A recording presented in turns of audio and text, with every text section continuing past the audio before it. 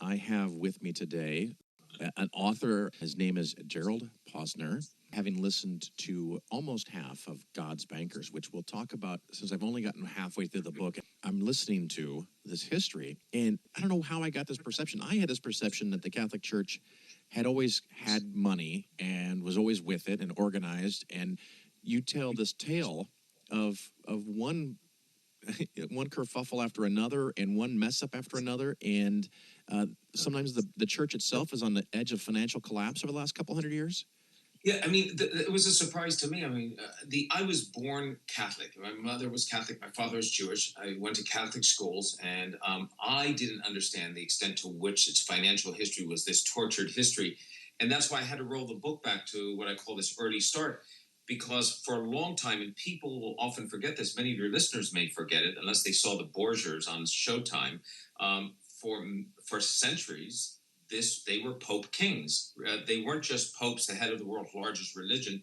They were also secular kings. They rivaled the French and Italian and the English and German kings for land. They had their own empire. It was called the Papal States. They controlled a third of Italy that stretched across 15,000 square miles. And like every other monarchy, the popes raised money for the church by levying taxes and fees and collecting it from the people inside their empire. And then all of a sudden, poof, in 1870, it's gone. They lose the empire. Italian nationalists have an insurrection. They throw the popes out. They throw the foreign powers out, the Austrians, the Hungarians. They unify Italy. And the Vatican shrinks from an empire of the Papal States to this little postage stamp piece of property, Vatican City, that we now all know is the world's smallest country, except it's not a country anymore. It's just the Pope and the religion. They lose the ability to collect the taxes, and they have to figure out how to get money. So they start to raise money by selling indulgences on steroids. These are sort of promises to forgive sins of the faithful for paying a little bit of money, and they become very successful. And they raise money from the faithful by saying the Pope's a prisoner inside Vatican City, and the faithful around the world send money to the church. But as you know from reading the history in this book, that's not enough, because the Pope's a big spender. They have 800 people in the papal court. They're hemorrhaging money all the time, the royal papal court. And it's really intriguing to me to see in the early 1900s, the popes start to embrace very grudgingly the concepts of capitalism. They really disliked capitalism in the beginning because they thought it was for free thinkers. That's dangerous as far as the church is concerned. Free thinkers, modernists, they don't like any of that. And they think that capitalism is the province of heretical Protestants and Jews. They don't want any of it. They have to go twice to the Rothschild family, the preeminent Jewish banking dynasty in Europe, to borrow money. That grates against them. But eventually, by the time World War I is finished, you see the church starting to embrace capitalism. And in World War II, they create the Vatican Bank, and it's off and running. Well, it's an amazing tale. I mean, like you said, they go from taxation, and then they ramp up indulgences, and they start eliminating rules with the indulgences. They start to open up the floodgates. You don't have to show up at the Vatican. You can meet even the lowest level cleric and give him money, and they can give you indulgences. And none of this is really tracked, so there's just cash floating around, which anyone knows is a formula for disaster, because who controls that money? Where does it go? Everybody and anybody that touches it can skim part of it. And apparently the Vatican doesn't care as long as they can pay their bills. Yeah, it's very interesting when you say that, because that's, I think, one of the greatest problems, and it was certainly where there's a problem with the Vatican Bank, and you're talking billions of dollars here as you get into modern times, is there's no oversight. It's always been an institution that operates in the dark. Never, the word transparency is anathema to it. And you have to think of the Vatican in many ways as, I call it a non-hereditary monarchy. And that's really what it is. I mean, you take the top position when another pope dies. In the old days, they could sometimes shove a pope out a little early with a poisoning here and there. Now we know a pope can resign as well as the last one. But the whole, you wait for a pope to die, then a new one's elected. But when that pope comes into power, there's no legislative branch to control or check what the Pope does. There's no judicial system to check it. The Pope's decree is the final word, supposed to be the final word. He's the vicar of Christ on earth, as far as Catholics are concerned, so it's the final word on the religion as well. And the odd thing with the Catholic Church, what makes it so unique and what makes the Vatican Bank that they form in World War II unique, makes it sort of a hodgepodge between a Federal Reserve and, let's say, a Goldman Sachs, is that the Vatican in 1929 gets back its sovereignty by Benito Mussolini, the fascist dictator of Italy. So the Vatican loses its sovereignty. It's no longer a country or an empire in 1870. They just go into being the church in Vatican City. And then in the late 20s, they strike a deal with the fascists in Italy who are rising to power. The fascists say, we recognize you, the Pope, and Vatican as your own country. You have the sovereign power of an independent king. You're a separate country. And the Vatican then endorses Mussolini, which in a country that was 98% Catholic, gave him an iron grip on the country. That marriage between the two was very, very important because what it meant, Phil, was that the Vatican was essentially a foreign entity operating inside the heart of a foreign capital, Rome. It would be the equivalent of, let's say, in Washington, D.C., or in London, a capital, or in Paris, you had 2/3 of a square mile. That's all the Vatican is. It's just literally, you can walk across it in 20 minutes. In the heart of those capitals, and that place that was 2/3 of a square mile was a different country from England or from France or from the United States. And there was no customs, there's no border check. For those people who have been in Rome and have walked into Vatican City, you're on one corner and the stoplight's red. It turns green, you cross the street, and you're technically in another country. And that's what's made the Vatican Bank so seductive as an offshore haven for tax evaders, for people who want to avoid taxes, for money launderers, for the mob over years, for all types of shenanigans and shady business deals. Was all they had to do if they were in Italy was just sort of get it into the Vatican, and it disappeared. Poof, it went dark. Nobody had any oversight on it, and that's the tradition of the Vatican on this in history, as you said. They just take the money in, and nobody knows what happens to it. You know, after World War II and all this stuff happens in the Catholic Church, are they financially solvent from that point on? But it looks like they become this most manipulative, maniacal investing corporation that whenever they get secret inside information from all of their, their priests or locations, or they know world information, they're buying in before everybody else when opportunity strikes. Well, I think that's true. You know, the problem was that the bank, which is the center of all the scandals, the so-called Vatican Bank, if you look at its charter, it's created in the middle of World War II in June of 42. The only shareholder is the Pope. It has no obligation to turn a profit. It doesn't make loans, so it's not a traditional bank in that sense. It has no branches outside of Vatican City. So it's only there. It accepts physical deposits, so it accepts gold and diamonds. Well, that was a problem for it at the end of World War II because it became a repository for some of the stolen gold reserves from Croatia that were dropped off by the Ustasha, these neo-Nazis, and disappeared. The last we know from American intelligence documents inside the Vatican Bank. And then over time, what happens with the Vatican Bank is it becomes a conduit for not only dirty money from the mafia and others who are able to set up these fake charitable accounts with the help of, all you need is a Monsignor or priest living in Vatican City who's willing to do it for you. Right. But for American intelligence, we, the CIA, the U.S., sent millions of dollars in the late 1940s through the Vatican Bank to be used in the first Italian post-war election in 1948 to ensure that the communists would be defeated at the polls, which they were. The Christian Democrats won. When a Polish pope became pope in 1978, John Paul II, he again used the Vatican Bank to send millions of dollars onto Solidarity to try to topple the Soviet Union and the communist government inside of Poland. I describe a situation in the book in which a priest takes an SUV with the help of the Vatican Bank, and they put false sides and a false bottom on it. They fill it with $4 million in gold ingots from Credit Suisse, and they have a priest drive it up to Gdansk, where it's turned over to Solidarity. So the Vatican Bank was used as a tool to help the Vatican get closer to some political allies like the U.S., to fight communism at different times, which is its arch enemy because it has no theological basis, right. And then also used by bad priests and those inside the business to sort of turn all types of dirty profits. And two of the biggest Italian businessmen who did business with it, one ends up dead, hanging under a London bridge, deemed a suicide, later deemed a murder, and one poisoned in an Italian jail. So it's got quite a colorful history. It's funny because I've thought often about in the United States, these mega churches would be a perfect place to launder money because anyone can show up and just drop money in the coffers. There's no record where it came from, and there doesn't even have to be any record of where it goes. And now I'm thinking that the Catholic Church is that on a global scale. Well, it's interesting. Plus, I think even more so in this sense. You go to one of these mega churches, you drop in cash, and it goes into the coffers. But eventually, unless that mega church keeps it all in cash buried underneath the tabernacle or that, they have to bank it somewhere. They have to use a correspondent bank. They have to go to a bank. It has to end up in a bank.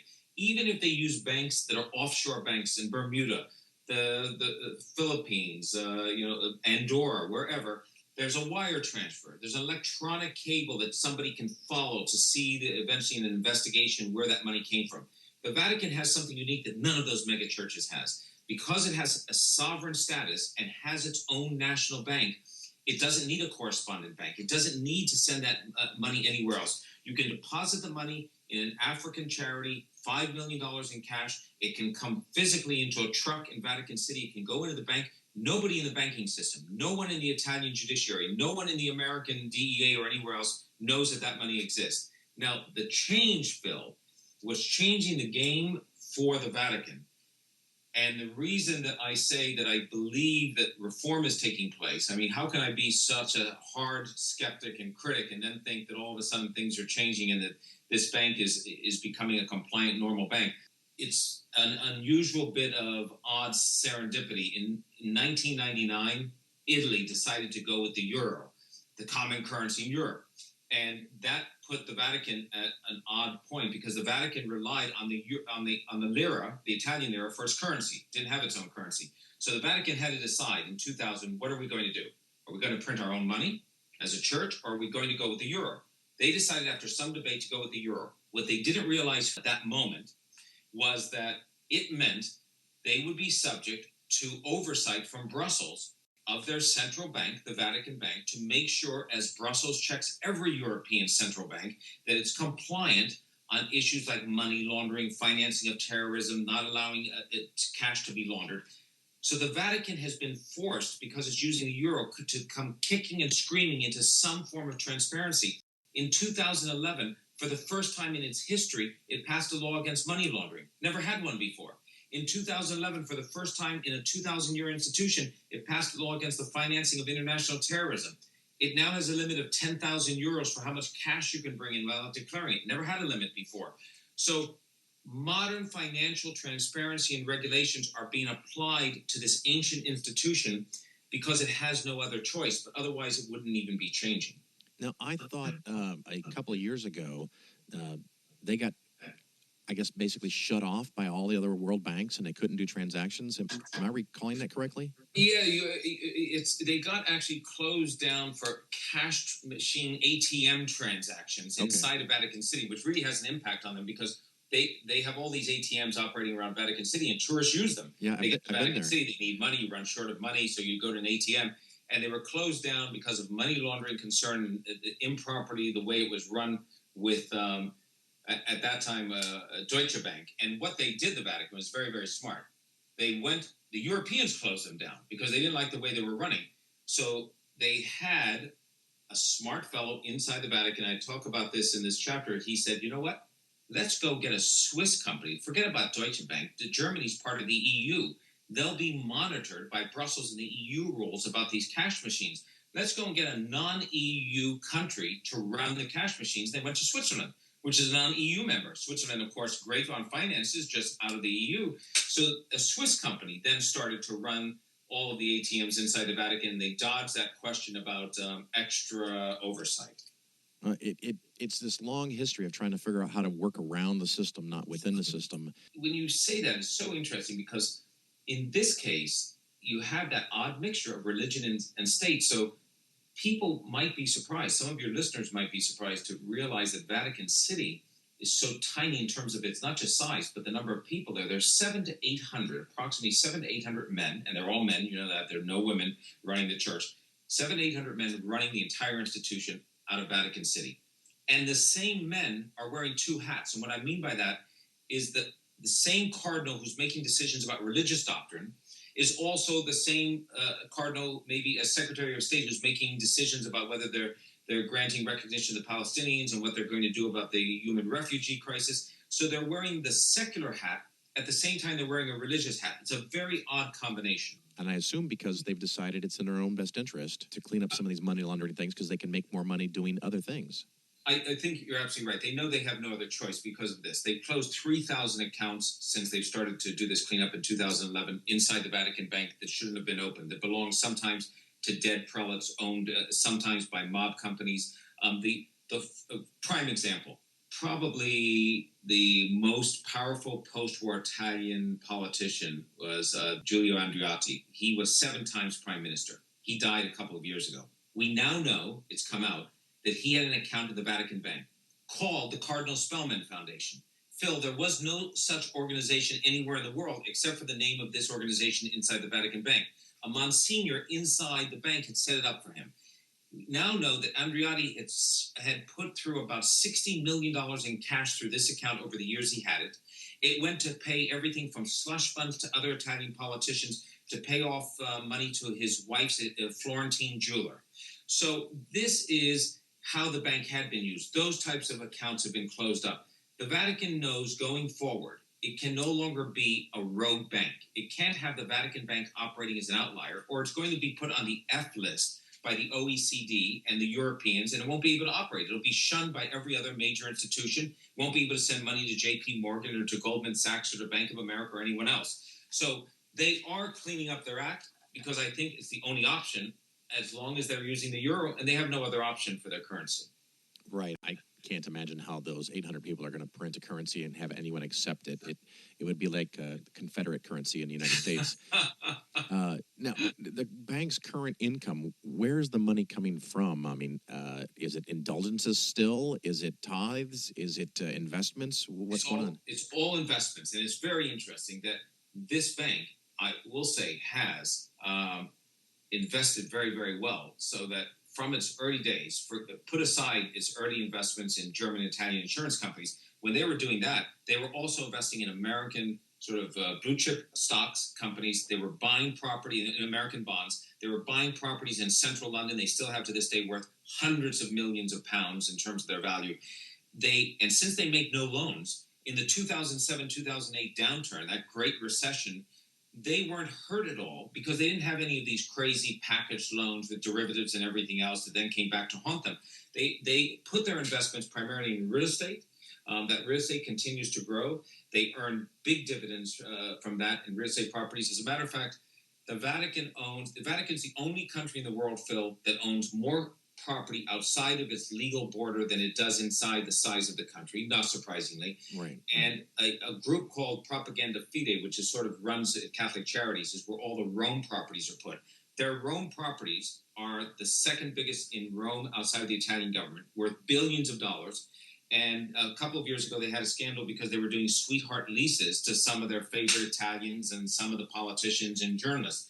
The Catholic Church in New York City owns more property than anybody but the government. So we're talking big property owners here, and the Vatican Bank takes that money, much of what comes in as cash, and invests it in very, very safe investments. I have a chapter in here. I talk about the sex abuse crisis, the pedophilia crisis, not in terms of recounting what happened, but looking at it as a financial perspective. And when that story started to break in the 90s in the U.S., one of the things they did in the Vatican financially is they made sure that every Catholic diocese everywhere in the world was set up as a separate financial institution, right, just like corporations do, just like a real estate developer does. If he has 10 real estate projects going and one fails and goes down, it doesn't take down the other projects. So that we've had 11 bankruptcies by U.S. dioceses who were unable to pay the amount of the settlements or the amount of the lawsuit judgments against them in these pedophilia cases. They've gone bankrupt. They have not affected, and they don't have to take any money from the wealthy diocese right next to them. And the Vatican itself has been immune. When American lawyers sued the Pope for being the ultimate employer of the pedophile priest, American courts held, to the Vatican's great delight, that the Vatican was a sovereign nation, didn't use the religious aspect, but because it was a sovereign nation, you could not sue the Pope, head of a sovereign nation, for the acts of those sort of freelance priests in the United States. The sovereignty saved the church from spending any money. That's fun. It's just so hard to wrap your head around how it created this unique position for itself, and as long as they manage their investments reasonably well, time is on their side. They just get richer and richer and richer. Yeah, I think that's absolutely right. They often cry poverty. One of the threads you see, I think, through the book is that popes constantly say we're short of money, we're short of money. They like to say that because it gets people to send more money in, so that clearly helps.